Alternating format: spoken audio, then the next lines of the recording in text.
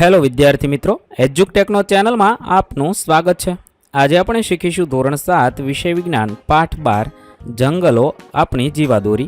પાઠ 12ના સ્વાધ્યાયના પ્રશ્નોના જવાબની અહીં આપણે સમજ મેળવીશું। તો ચાલો શીખીએ પાઠ 12ના સ્વાધ્યાય। પ્રશ્ન નંબર 1, જંગલમાં રહેતા પ્રાણીઓ તેને વૃદ્ધિ અને પુનર્જીવન માટે કેવી રીતે મદદ કરે છે તે સમજાવો। જંગલમાં રહેતા પ્રાણીઓ જંગલની વનસ્પતિ પર સીધી કે આડકતરી રીતે આધાર રાખે છે। તેઓ પોષણ મેળવે છે અને ઉત્સર્ગ દ્રવ્યો બહાર કાઢે છે, જે વનસ્પતિને પોષક દ્રવ્યો પૂરા પાડે છે। આ પોષક દ્રવ્યો દ્વારા જંગલની વનસ્પતિની વૃદ્ધિ થાય છે। વળી પ્રાણીઓ વનસ્પતિના પરાગનયનમાં અને બીજ વિકિરણમાં પણ મદદ કરે છે। આથી વનસ્પતિઓ નવી ઉગતી રહે છે, વૃદ્ધિ પામે છે અને પુનર્સર્જન પામે છે। આમ જંગલોમાં રહેતા પ્રાણીઓ તેને વૃદ્ધિ અને પુનર્સર્જનમાં મદદ કરે છે। સવાલ નંબર 2, જંગલો પૂરને કેવી રીતે રોકે છે તે સમજાવો। જંગલોમાં વૃક્ષો મોટી સંખ્યામાં પાસે હોય છે। વૃક્ષોના મૂળ જમીનને જકડી રાખે છે, આથી જમીનનું ધોવાણ ખૂબ ઓછું કરે છે। વૃક્ષો પવન અને વરસાદનો માર ઝીલે છે। વળી જંગલો વરસાદી પાણીના કુદરતી શોષકો છે, આથી વરસાદી પાણી જમીનમાં ઉતરે છે। જંગલોમાં જમીન પર પડેલા પાંદડા અને મૃત અવશેષો પાણીના પ્રવાહને રોકે છે, પરિણામે પાણીના પ્રવાહનું નિયંત્રણ થાય છે। આમ બધો જ વરસાદ વહી જતો નથી અને પૂર આવે છે તેવી પરિસ્થિતિ ઊભી થતી નથી। આમ જંગલો પૂરને અટકાવવાનું કાર્ય કરે છે। ત્યારબાદ પ્રશ્ન નંબર 3, વિઘટકો શું છે તેના કોઈ પણ બેના નામ આપો। તેઓનો જંગલોમાં શું ફાળો છે? જમીનમાં રહેતા કેટલાક સૂક્ષ્મજીવો જટિલ કાર્બનિક દ્રવ્યોનું સરળ સ્વરૂપમાં વિઘટન કરે છે। આવા વિઘટન કરતા સજીવોને વિઘટકો કહે છે। કેટલીક ફૂગ અને બેક્ટેરિયા વિઘટકો તરીકેની ભૂમિકા ભજવે છે। પૃથ્વી પર ત્યજાયેલા મૃત પ્રાણીઓ તથા વનસ્પતિના ખરી પડેલા પાંદડા અને અવશેષો સડે છે અને કોહવાય છે, ત્યારે વિઘટકો તેમનામાં રહેલા જટિલ કાર્બનિક દ્રવ્યોનું સરળ કાર્બનિક સ્વરૂપમાં વિઘટન કરે છે। આ પદાર્થો જમીનમાં ભળી સેન્દ્રીય પદાર્થોમાં ફેરવાય છે। સેન્દ્રીય પદાર્થો વનસ્પતિને પોષક તત્વો તરીકે ઉપયોગી હોય વનસ્પતિના મૂળ વટે શોષાય છે। આ રીતે સૂક્ષ્મજીવો જંગલમાં ખૂબ જ મહત્વનો ભાગ ભજવે છે। ત્યારબાદ પ્રશ્ન નંબર 4, જંગલોનો વાતાવરણમાં ઓક્સિજન અને કાર્બન ડાયોક્સાઇડના સમતોલનમાં ફાળો જણાવો। જંગલોમાં વૃક્ષો મોટી સંખ્યામાં હોય છે।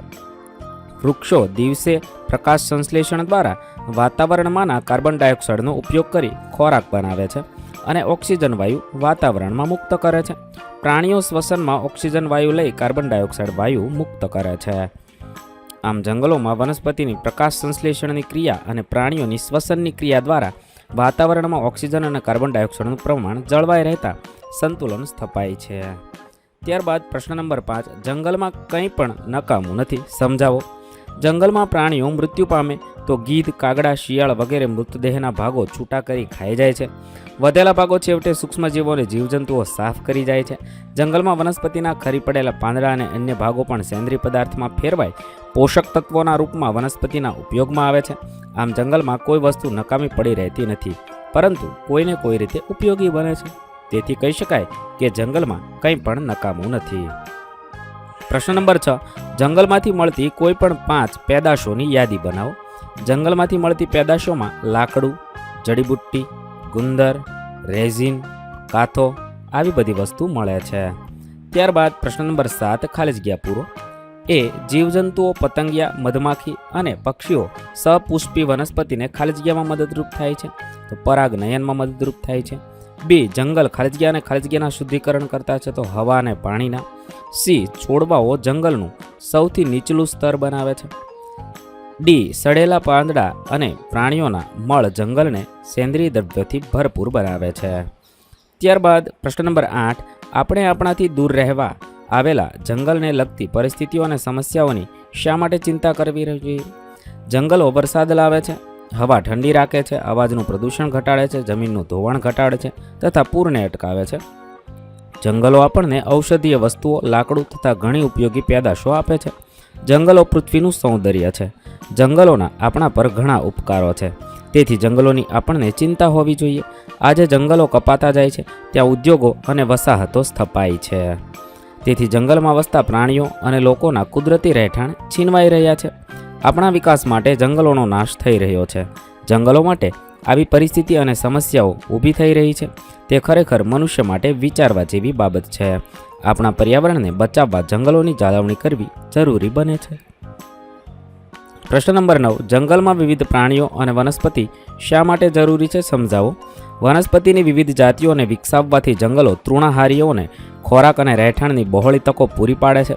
આથી તૃણાહારીઓની સંખ્યા વધે છે. તૃણાહારીઓની સંખ્યા વધતા માંસાહારીઓ માટે ખોરાક પૂરતો મળી રહે છે. પરિણામે માંસાહારી પ્રાણીઓની સંખ્યા વધે છે. આથી જંગલ વનસ્પતિઓ, તૃણાહારીઓ અને માંસાહારી પ્રાણીઓથી હર્યુભર્યું લાગે છે. આમ પ્રાણીઓ અને વનસ્પતિની વિવિધતા જંગલના વૃદ્ધિ અને પુનર્વિકાસ માટે જરૂરી છે. ત્યારબાદ પ્રશ્ન નંબર 10. આકૃતિ 12.15માં ચિત્રકાર નામ નિર્દેશન અને તીર આપવાનું ભૂલી ગયેલ છે.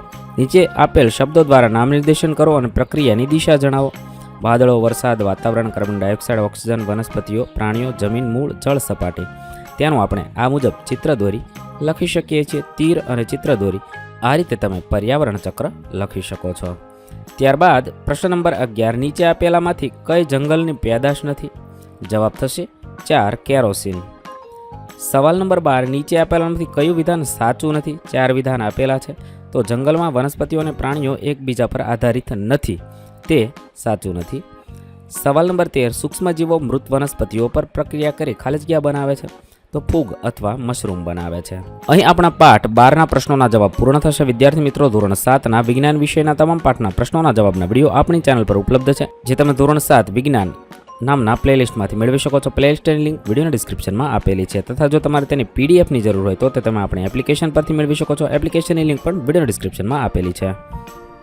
વિદ્યાર્થી મિત્રો, આપેલા વિડીયોની જો તમારે પીડીએફની જરૂર હોય તો તમે આપણી એપ્લિકેશન સ્માર્ટ સાથી પરથી મેળવી શકશો. વિદ્યાર્થી મિત્રો, આપણી એપ્લિકેશન સ્માર્ટ સાથી પ્લે સ્ટોરમાં આવી ગઈ છે, જેની અંદર તમે બધા વિભાગ જોઈ શકો છો. તેની અંદર વિવિધ ધોરણ છે. ધોરણ ઉપર ક્લિક કરતાં વિવિધ વિષય ખુલશે. વિષય ઉપર ક્લિક કરતાં તેની અંદર આવતા પાઠ ખુલશે. તેની અંદરથી તમે પાઠ્યપુસ્તક પણ ડાઉનલોડ કરી શકો છો. તેની અંદર આપેલા પાઠમાં ક્લિક કરતાં તમે પાઠની પીડીએફ, સ્વાધ્યાયની પીડીએફ, સ્વાધ્યાયન પોથીની પીડીએફ, પાઠના વિવિધ વિડીયોઝ, સ્વાધ્યાયના વિડીયોઝ, સ્વાધ્યાયન પોથીના વિડીયોઝ બધું જોઈ શકો છો અને ડાઉનલોડ પણ માત્ર એક ક્લિકમાં કરી શકો છો. વિદ્યાર્થી મિત્રો, આપણી એપને સપોર્ટ કરજો, ડાઉનલોડ કરજો.